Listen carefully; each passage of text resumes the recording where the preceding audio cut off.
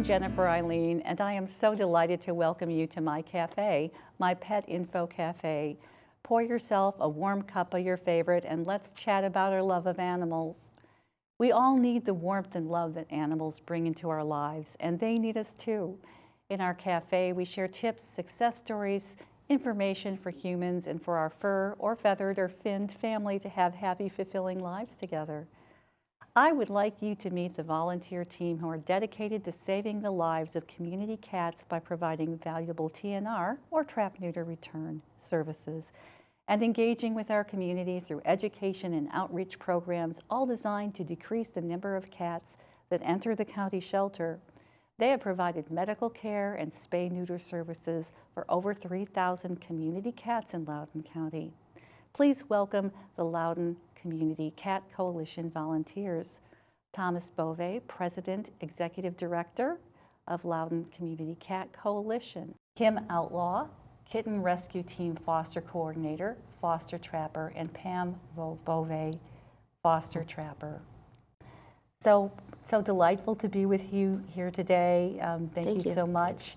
And we want to talk about community cats. So Tom, can you give us an overview of what is community cat and what is a colony? So community cats are cats who are generally free roaming and generally unowned. They do have caregivers who will feed them, take care of them, provide shelter and water. And a colony of cats is a group of them that's managed. Slightly different from a clouder, which is just a large group of cats that happen to live together. We help educate colony caregivers so that it's managed and they do the management, the feeding, and the medical properly. And Kim's a great resource for that because she works with colony caregivers and she takes care of a colony herself. Okay. So Kim, tell us about what you do and give us some good information. So when you do have a managed colony, you're mainly providing, safe shelter for these community cats. You want to provide a regular feeding schedule so that they are getting, a couple of meals a day. You want to also manage this colony. You want to be looking for medical care, or medical issues rather, so that medical care can be provided. A lot of the caregivers, they have a direct relationship with us, so when they do have a sick cat, they're often reaching out to us for help, and we then work with our partner vets to get that cat medical care that it needs. And then they also want to look for newcomer cats. So when a cat is gone through our TNR process, the cat will have an ear tip, and that's an identification that that cat's been spay and neutered. So in that managed colony, if there's a new cat and it has two pointy ears, they know that they have a newcomer to their colony. So they're constantly managing this colony. They're making sure that it stays healthy and looking out for its best interest. Absolutely, that's really wonderful, and it has such an effect on the community because community cats and colonies really get along together. They kind of protect their territory and take care of each other. Absolutely. There's this sort of misnomer that misconception that you can remove these cats and that will be the end of it, but they actually provide, they are territorial, as you mentioned, and so there's this thing called the vacuum effect. So if you remove cats from that colony permanently, other cats will just take their place. So they are providing, this particular colony, and you can manage it well from that perspective. Absolutely, that's just a wonderful overview. And kind of as an example of that, there was a recent wonderful event where you had some barn cats and barn kittens that you took care of. Could you tell us about that, Pam? Yes, I sure can. I was out at a barn area. He had over 30 cats that were really looking pretty rough around the edges, and I was out there by myself trapping. Halfway through the day, around 3 in the afternoon, I noticed that there was a little tiny ball of kittens, just days old. And I asked the barn caregiver where if I had the mother trapped already. He looked through every trap and he said, no, I didn't. And so I continued trapping. My husband Tom came and picked up all of the cats that I had trapped before, thinking that we did not have mom yet. By the time I ended the day, I had almost 30 cats trapped. And he said, I still didn't have mom, but I really didn't want to leave those kittens there. Ended up going home. He lifted up every trap that we had, and I was feeling to see if I could feel for a lactating mom. Not the best thing, but I really need to find out if I had mom or not. And I thought that I felt something. We went back to the site, gathered up the kittens, brought them home, set them up in a crate, and around 4 o'clock in the morning, the kittens started mewing and mom started taking care of them. So it was fantastic. A very good feeling that we didn't have to leave the kittens there, and we had mom. So that was wonderful. Also, I went back to the site to see how things were going. After 6 months, it was totally unrecognizable. These cats that were matted and not looking very healthy, it was unbelievable. Their coats were shiny and new. They weren't fighting anymore.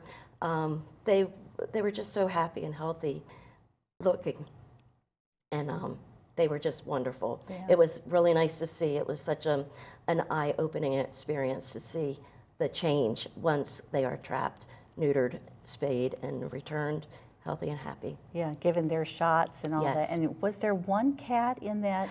There was one that we named Chucky after the movie Chucky, because he was always fighting with Big Daddy, and Big Daddy looked just like him. I went back to see, it was amazing. Chucky looked gorgeous, and all of them did. Yeah. I didn't even recognize the kitties. And I think it was we have wonderful. We have a before and after picture of Yes. that. So those are just so important, such important stories, and such a good overview of community cats, and an example of what you do and how you've improved the health of the cats and the community. Yes. Thank Yeah, you. it makes a real difference. The TNR is not just spay neuter. It also helps reduce aggressive behaviors and nuisance behaviors in cats. So it does, they stop fighting, there's less competition, and it actually improves the health of the whole group and the people that are living with those cats. That is wonderful. Thank you. Thanks, everyone. Thank you, Thank Jennifer. you. All right. Now I would like to introduce a vital member of the LC3 team, the medical director and veterinarian who oversees the medical care of cats who are trapped.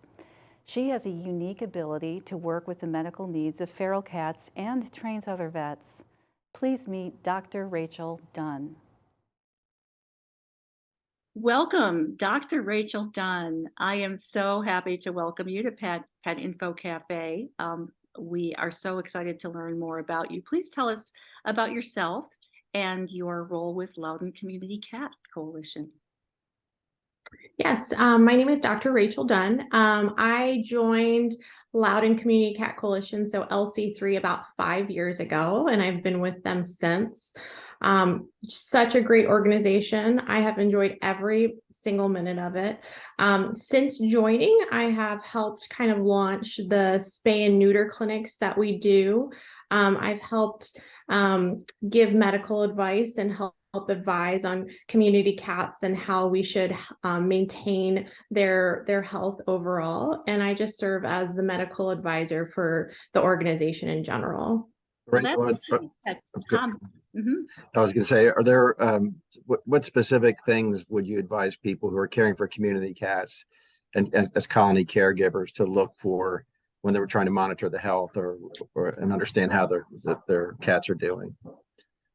Yeah, absolutely. So as far as from like a veterinary standpoint and community cats, population control is one of the biggest things that we try to harp on. With population control, we try to spay and neuter these guys, get them into the clinic, and we do medical examinations while they're in for those procedures. That gives us an opportunity to look at their overall health. Also, when we get several animals from a colony, we can look at several animals at a time, which is super helpful. Aside from those moments when we have those animals come in for spays and neuters, caretakers will regularly visit their colony sites. And I think that's a really good opportunity for them to be able to see who comes and goes, if they have any, if anybody's losing weight, if anybody looks malnourished, if there's any nasal discharge or breathing issues. It's a really good opportunity for them to just kind of give everybody a quick look. And those are things that we try to educate our caretakers on as far as just visuals go for these animals so that they can keep tabs on the colonies that they're taking care of. Are there any specific cases you'd like to discuss, or that are good examples of things that people have found with cats who are just outdoor cats? I mean, it's one thing when they're living in the house with you and you can see them and you're touching them every day. And these other cats, other than when they come in for spay neuter, then we return them. Caregivers see them with problems, or do you have any special cases with cats that came in with problems that are of interest, or remembering good memories for you? Yeah, great question. So we have a slew of really wonderful volunteers that when we have phone calls that come in for medical issues or medical cases, we are able to kind of have these volunteers go out, make an assessment, and touch base with either myself or somebody else from the medical team. And a lot of times that warrants an examination of that animal, which is perfect. And we can bring them into the clinic, onto one of our partner clinics, or either myself, take a really good look at that animal and figure out what's going on. And that's the beauty behind our organization, is we do have that ability to take a look at these animals, try to educate the caretakers in those situations, figure out what's going on, and prevent any kind of disease outbreaks that could be developing too. So we get a little bit of everything. I mean, we might get calls about limping. So, you know, a caretaker will notice that we have an animal that's limping. They might notice some wounds. They might notice, you know, some sneezing that's developing. So a lot of things that could be isolated to single event or single animals, but some issues can be outbreaks of different viruses or diseases that could be going through the colony too. So we get a slew of different things. As far as like specific and memorable cases, we had a really great one recently. It was a cat named Figgy who came to us with really significant wounds on about 3 out of 4 of his paws and legs. Unfortunately, we are not sure how they happened or developed, but it was about a 3-month course of medical, just extensive medical course of as far as just trying to get his wounds healed. And his wounds were so substantial that we had to bandage these medically for weeks on end until we can get him to a point to have surgery to fully repair the damage that had taken place. I am glad and happy to say that this little guy had a full recovery, is loving life at this point, and was nothing but a wonderful patient the entire time during his recovery. And it's really the cases like that that keep us going and are memorable and just give us the oomph that we need to do what we do and continue doing that. So that was a really great case. I think he's been adopted and he's living his best life now. Yes, we heard from Arian all about him living his best life with her. So thank you for your perspective on that. In the couple of minutes that we have left together, could you tell us perhaps about a cat named Quickly, who we've also featured here? Do you recall that? Yeah. So Quigley came to us as a kitten and had a noticeable abnormality as far as his head shape went. So he was diagnosed with a congenital abnormality called hydrocephalus, which is actually an abnormality that doesn't cause normal fluid flow through the brain area or through the head, okay? And that issue can develop into neurologic symptoms later on down the road. I mean, it can be fairly instantaneous. It can be something that develops further down the road and can be, you know, anything from seizures to cognitive dysfunction. So it can be rather serious. We were able to get that little guy looked at by a neurologist and get him evaluated. And there's actually gonna be a really good outcome for that case. He was adopted by a lovely family that I believe is going to keep really good tabs on things. And the outcome so far has been really good. But those are scenarios too, where, you know, we really try to get all those involved, whether it's myself, whether it's a specialist, we really try to do the right thing for these guys. From the get-go. And that was a really special case. That was actually our first hydrocephalus that we've truly dealt with. So that was a little different for our foster volunteer, but everybody did a great job. And that's also a really good outcome for us as well. Well, Tom and Rachel, in the half minute or so we have left, any closing thoughts regarding medical care for feral and outdoor cats, community cats? I would just encourage people to get involved. I mean, get involved with any kind of cats that they see in their community. You know, our goal is for everybody to coexist peacefully, and they can. It's a really awesome thing to do where you can care for these little guys and feed them and watch them and monitor and advocate for them. And we are there as a resource for all of it, whether it's the medical needs, whether it's just getting to understand what to do as far as the colonies go. We are a resource for all of that. Well, thank you very much, Dr. Dunn, and thank you very much, Tom, for your time. There's so much that you do, and thank you for all of it. I hope you found that insightful and inspiring. Now, Tom and I are going to talk to Ariane Lehigh about how she fostered and ultimately adopted Figgy and about her role as an adoption coordinator. Hi, Ariane. Hi, it's so nice to be here with you all virtually right now. How are you guys doing? Wonderful. We are doing so well, thank you. I'd like you to introduce yourself and your role with Loudoun Community Cat Coalition. So as previously introduced, my name is Ariane Lehigh, and I am the main adoption coordinator with Loudoun Community Cat Coalition. So what that means is that I am the person that you will speak to if you are looking to adopt one of our cats or kittens that we have in our care. Can you talk a little bit about the process, Ariane, of adopting cats or kittens from Loudoun Community Cat Coalition? Absolutely. So we have all of our cats and kittens that are up for adoption listed on our website. And we also post them on Facebook, Instagram, all of our social media. So if you see a cat that you're interested in adopting, or even if you would just like to know more, you can fill out an application on our website. We have them directly on our website. That comes directly to me. And what happens is I reach out to you usually by email or text message to start and just get a little bit more information from you. We'll set up a time for a phone call and find out, you know, what your experience as a pet owner is, what you're looking for in a cat, and just a lot of basic information so we can really get the ball rolling. From there, we usually ask for at least 3 references. We do a vet check if you have any animals currently. We'll also make sure that your landlord, if you rent, is okay with you having pets, really just kind of the basic things there. And all of that is going on, we'll go ahead and set up a time for you to meet any cats or kittens that you may be interested in adopting in person. And I always tell everyone that we have, you know, usually anywhere from 20 to 30 cats, depending on what season it is. So if you want to meet every cat in our care, I'm happy to do that. But usually we start with 1 or 2 meetings, just, you know, the main cats that you're interested in, and we go from there. And once you've met all the cats you're interested in, you and I will touch base again. I'll let you know if anything came up in the process of talking to your references. And I'll also just talk to you about, you know, what you thought about the cats you met and if you want to move forward with the adoption.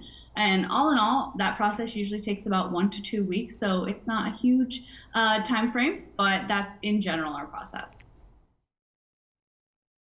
What do you, in terms of people and choosing kittens, or kittens choosing them, kittens or cats choosing them, as many people say the cat chooses the person, what do you tell people about what's involved in adopting a cat or a kitten? What do they need to be prepared for? And when they do decide on one and they're approved, what's your advice to people who want to adopt a kitten to prepare for it, get ready for it, and to give it a happy life for everybody in the family? Excellent question. So I usually tell a lot of people that a cat or a kitten's personality really doesn't start to be set in stone until they're like 6 months to a year. So sometimes we have adopters who say, I'm really interested in a cuddly cat. And at that point, I usually direct them maybe to one of our older cats or kittens, because we really know what their personality, their likes or dislikes are going to be. If somebody says, you know, I've had cats previously, I'm open to any type of cat, you know, maybe they're snuggly, maybe they're not, I'm open to it. I'm okay with whatever. Then I say, you know, maybe a kitten could be right for you because you don't know what their personality is going to be like when they're so young. And in terms of preparing for a kitten in your home, it's really important that you have all of the necessary supplies. Usually what we tell people is find out from their foster when you do that meeting what food the kitten is currently eating. Keep them on that food for a little bit of time.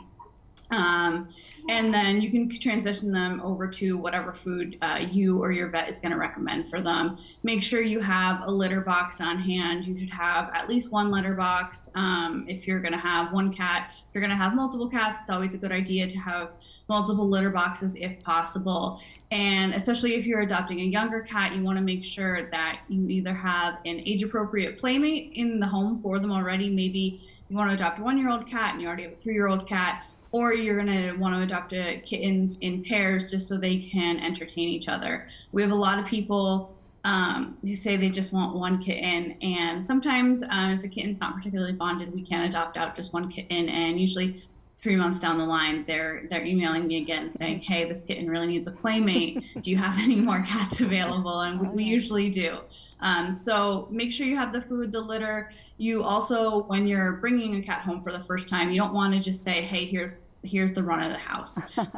Because I guarantee you that cat will find a hiding place you did not know existed, because it's a new environment and they're nervous, they're scared. A lot of times they've only ever lived in their foster's house, so they will find a place to hide. So I always recommend putting them in, a smaller spare room if you have one, a bathroom if you can, just to get them acclimated, and then slowly give them access to, the whole house over the course of the next week or so. Absolutely. That's just wonderful advice. And speaking of families, I commend you for having your baby, and I'm sorry we're interrupting his nap time right now. Great. He is. Yeah. He is on my lap there's right little, here. yeah, okay, so great. So folks, you can herd cats. That is him. He is just settling down to go to sleep, which is why I'm not in the studio with the rest of everyone. Absolutely. And it's proof that you can herd cats and have children at the same time. That's right. Yes. Herding cats might be a little bit easier than the newborn, I think. There we go. Well, just as a final, in the final time we have together, could you just tell us in, just a few, in a summary, what it was like to adopt Figgy and what he's like now? Yeah, so for those of you who follow us on social media, you may be familiar with Figgy's story. He was a cat that I originally found living by my pond in my community. We found out that he was, owned by some people who lived a couple streets over, and we returned them to him. He was kept inside, but he managed to get back out. Then he got hurt, and so we were fostering him through LCE3, just making sure that he survived and he stayed alive. And we always said, we were a 2-cat household. We didn't need another cat. And then, jokingly, I said, well, we're going to have a baby. The baby needs a cat. So we started thinking about possibly keeping him. And once we realized that our current 2 cats were going to get along well with him, we decided to keep him. And it has been such a joy. He is one of the happiest, friendliest, people-loving cats. Sometimes people think, oh, you adopted a cat that previously lived outside, he must be super antisocial. That is the exact opposite. He loves every single person who comes through our door. My husband always jokes that we have so many cat toys in this house, and our cats, my first 2 cats, they're going to be 11 this year. It's a little on the older side, not super interested in toys, but Figgy, he's a little bit younger, and because he lived outside, he didn't really have a lot of cat toys. So he takes so much joy in playing with toys and playing with people, and he really just kind of completed our household. And now we have 3 cats and 3 people in my household. So the baby has his own cat, which I think is a great thing. And Figgy, he's just so happy. He's loves being inside. He definitely is a little bit heavier than when he lived outside and he was kind of hunting for his own food and walking 5-6 miles a day. He doesn't have to walk that far now, but he still likes his food. So he is living his best life inside. My husband and I always say he's such a joy to have in our lives, and he's so friendly. Well, thank you, Ariane. We so much enjoyed hearing about your role adopting kittens and about Figgy and meeting Kieran. So thank you so much for your time today. All right, you guys have a great rest of your day, and I'm so happy I could join you virtually. So sorry I couldn't be there in person. Thanks to Loudoun Community Cat Coalition. Loudoun Community Cat Coalition has provided medical care and spay-neuter services for over 3,000 community cats through the generous donations of supporters and efforts of volunteers and partners. I'm Tom with Loudoun Community Cat Coalition. Our mission is to help the cats are born outdoors. We do TNR, trap, neuter, return. We get them spayed, neutered, and vaccinated so they don't continue to reproduce outdoors. And any kittens we find while we're trapping the parents, we bring the kittens in and we socialize them and get them adopted as indoor pets. Those are our two major programs, the Kitten Rescue Team and our Trap, Neuter, Return program.